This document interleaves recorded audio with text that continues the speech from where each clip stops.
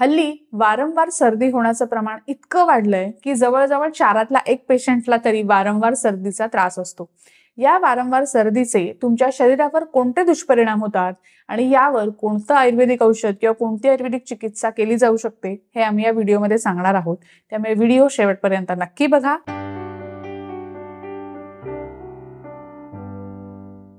नमस्कार, मी डॉक्टर अंकिता। नमस्कार, मी डॉक्टर पुष्कर आणि तुम्ही बघत आहात जोडी आयुर्वेदाची। वारंवार ज्यांना सर्दी होत असते त्यांनी कोणती ट्रीटमेंट घेतली पाहिजे किंवा त्यांच्यासाठी काय उपाय आहेत हे आपण जाणून घेणार आहोत।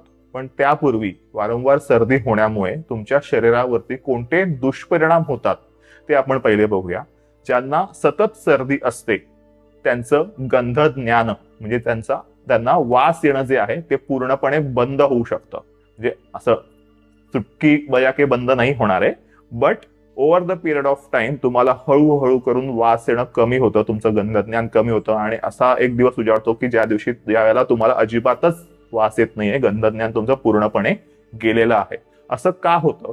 ज्यावेळेला तुम्हाला वारंवार सर्दी होते त्यावेळेला तुमची जी ऑल फॅक्टरी नर्व म्हणजे ज्याच्याद्वारे आपल्याला गंधज्ञान होतं ती नस त्याच्यावरती या सर्दीचे दुष्परिणाम घडतात आणि त्या नसेद्वारे तुमच्या मेंदूला जो सिग्नल पोहोचवला जातो गंधज्ञानाचा तो हळूहळू करून कमी होतो आणि तुम्हाला वास येणं पूर्णपणे बंद होतं।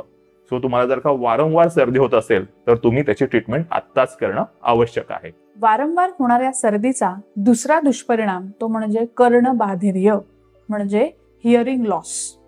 आता तुम्ही म्हणाल वारंवार होणाऱ्या सर्दीमुळे हिअरिंग लॉस कसा होईल? तर जेव्हा तुम्हाला सतत सर्दी होत असते तेव्हा तुमचे जे सायनसेस असतात म्हणजे गालाच्या मागे, कपाळाच्या मागे, नाकाच्या मागे काही मोकळ्या जागा असतात, त्या जागांमध्ये कफ साठून राहतो। सतत जेव्हा सर्दी होते तो तिथला कफ निघतच नाही बाहेर आणि तो सतत तिथे साठून राहिल्यामुळे त्या सायनसेसना सूज येते आणि सायनसेसना सूज आल्यानंतर जो कानाचा आतला भाग असतो ज्याला इनर इयर म्हणतात त्या इनर इयरला सुद्धा सूज येत असते आणि त्यामुळे जी ऑडिटरी नर्व असते म्हणजे कानाला ऐकू येण्याची जी नर्व असते त्या नर्वला डॅमेज होतो आणि त्यामुळे हळूहळू करत तुम्हाला हिअरिंग लॉस व्हायला लागतो आणि काही पेशंटमध्ये तो इतक्या तीव्र प्रमाणात होतो की 100% हिअरिंग लॉस म्हणजे कम्प्लीट हिअरिंग लॉस पर्यंत सुद्धा पेशंट जातात। त्यामुळे जर का तुम्हाला वारंवार सर्दी होत असेल आणि तुम्हाला असं वाटत असेल की आपल्याला भविष्यात कानाला कोणताही त्रास होऊ नये तर तुम्ही वेळच्या वेळी आयुर्वेदिक औषधं घेऊन संपूर्ण सर्दीचा नायनाट करा, नाहीतर तुम्हाला कर्णबाधिर्यासारखी तक्रार सुद्धा निर्माण होऊ शकते। ज्यांना वारंवार सर्दी होते त्यांच्या शरीरामध्ये अजून एक जो दुष्परिणाम घडतो तो म्हणजे त्यांच्या हार्टवरती। तुम्ही म्हणाल सर्दीचा आणि हृदयाचा हार्टचा काय संबंध आहे?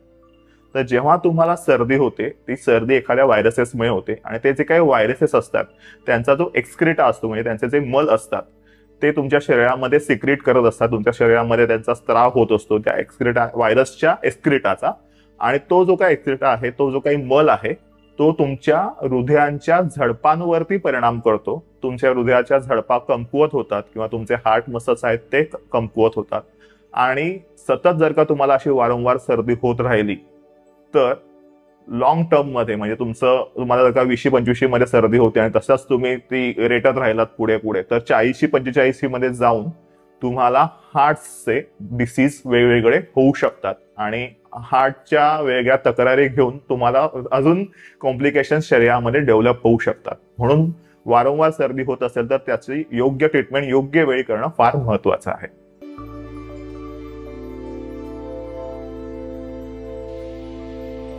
आतापर्यंत आपण वारंवार होणाऱ्या सर्दीचे दुष्परिणाम बघितले।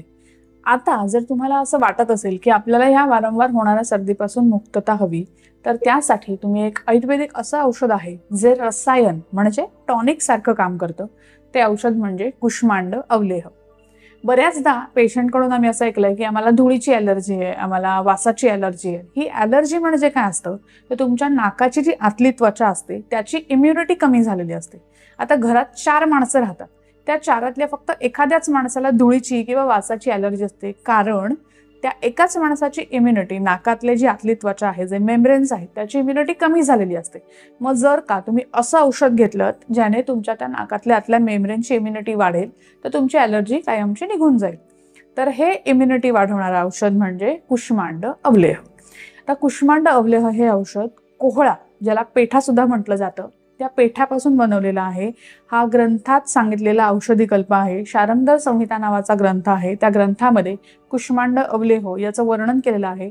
अष्टांग हृदयमध्ये सुद्धा कुष्मांड अवलेहो याचं वर्णन केलंय.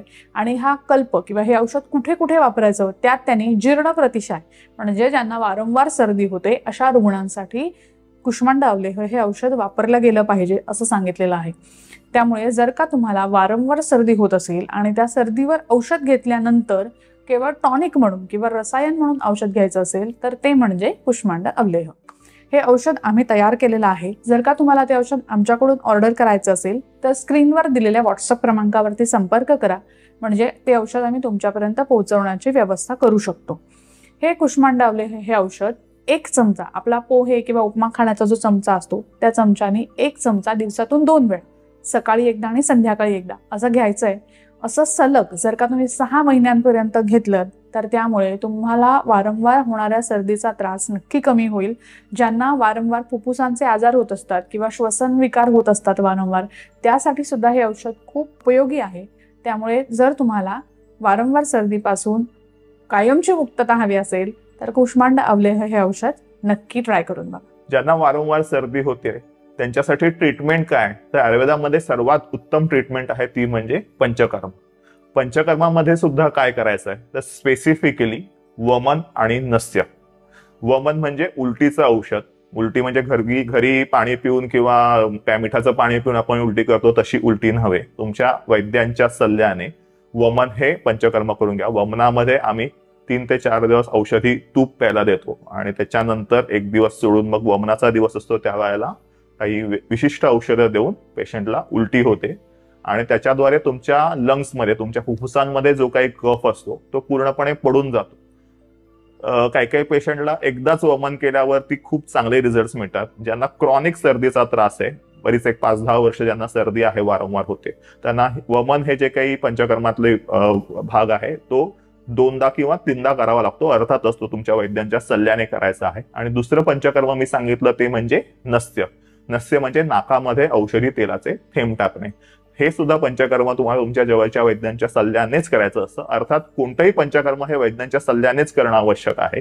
तर नस्य या पंचकर्मामुळे नाकातल्या आतली जी त्वचा असते किंवा सायनसेस असतात त्यातली जे काही सर्दी साचलेली आहे ती पूर्णपणे बाहेर निघून जाते आणि तुमच्या नाकाच्या आतल्या त्वचेची इम्युनिटी पण वाढते, ज्याच्याने वारंवार तुम्हाला सर्दी होणार नाही किंवा ॲलर्जीचा त्रास होणार नाही.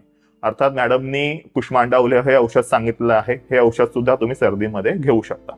तुम्हाला हा व्हिडिओ कसा वाटला हे आम्हाला कमेंट बॉक्समध्ये लिहून नक्की कळवा. व्हिडिओ जर का आवडला असेल तर आमच्या फेसबुक पेजला लाईक करा आणि YouTube चॅनलला सबस्क्राईब करा. धन्यवाद.